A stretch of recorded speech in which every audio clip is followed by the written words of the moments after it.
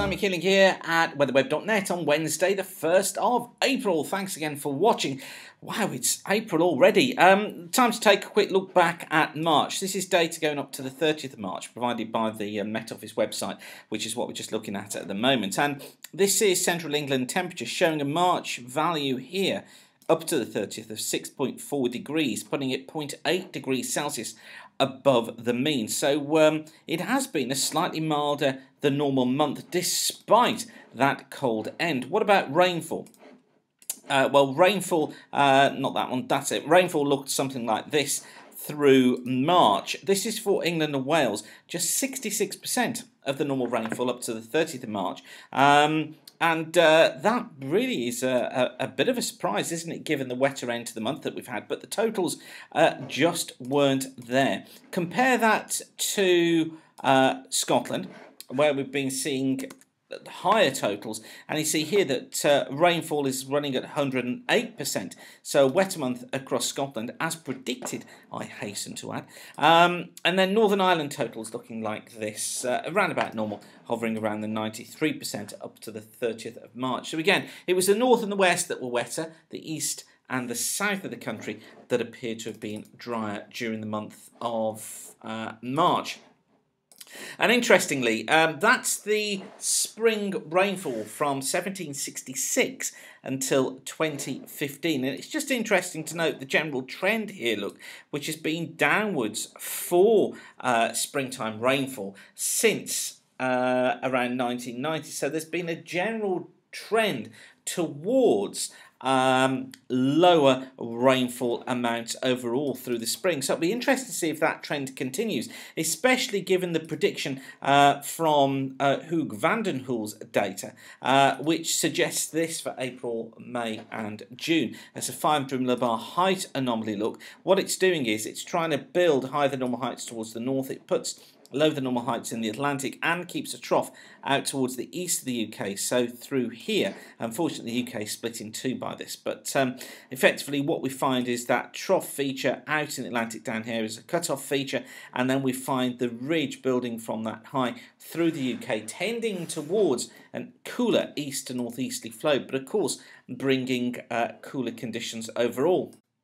And it's really interesting to note what the 7 to 10 day mean of the 500 millibar flow is suggesting. ECMWF on the left here, GFS on the right. This is for the period from next Wednesday through to Saturday the 11th. And just look, we've got a cut-off towards the west of Portugal. In here we've got a secondary trough that's coming in off the eastern parts of the states. The GFS has it more of a feature than the ECMWF, but what this is going to do is feed into this trough, is feed into the cold pool towards the west of Portugal, pull that whole system back here towards the Azores. There's our high look, higher than normal heights across the UK, as that pulls its way in here, so that high pulls across the top, and we get the east to northeasterly flow developing, just as Hugues' predictions here suggest. And interesting to see that development taking place, isn't it? It really is fascinating to see if that's the pattern that gets locked in, and that in turn then continues the trend of drier than normal or drier than average springtime conditions. Don't really like the word normal because that's used in the media, isn't it? And it hints that it's unusual to get drier or wetter weather. So drier than average conditions hinted at by that. AMO looking like this as well. This is the Atlantic multi-decadal oscillation. And note here, look, how it's hinting toward this downward trend. Look, there's the positive AMO that we've seen since about 1990. It kind of kicked off, had a go, then went negative, but since 1994 and then again 1997 onwards, it's been in this positive phase. So it's going to be interesting to see how things develop through the course of this spring. It's a bit of a tester for the weather pattern. Those of you who watch Look Ahead regularly, you'll know that I said that winter, the cold winters that we experienced, sort of 2010 onwards, those couple of cold, very cold winters that we experienced, I think were game changers.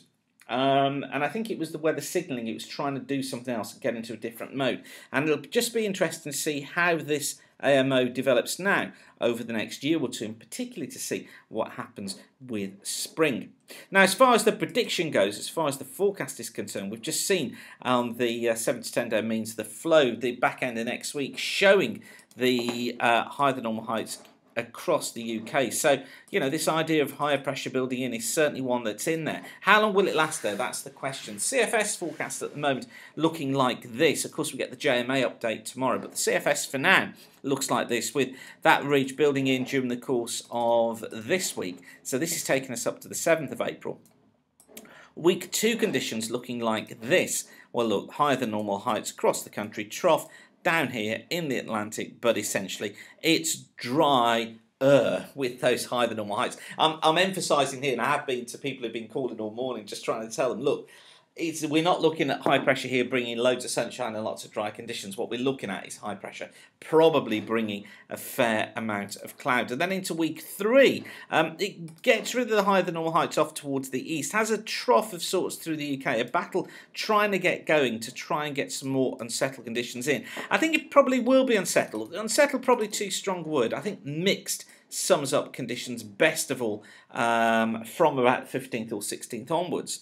And then the 22nd, so getting towards the end of the month, trough out towards the east, look near normal heights across the country. Generally, I think we are going to be finding that westerly flow trying to become more established through the country again. So hinting at I think it's a hit and miss end to the month really. High pressure's going to get in at times, but there'll be sort of a day or two of wet weather followed by 2 or 3 days of fair weather. It's like that. It's going to be mixed conditions, and I think generally April probably is going to end up as a rather cool month overall.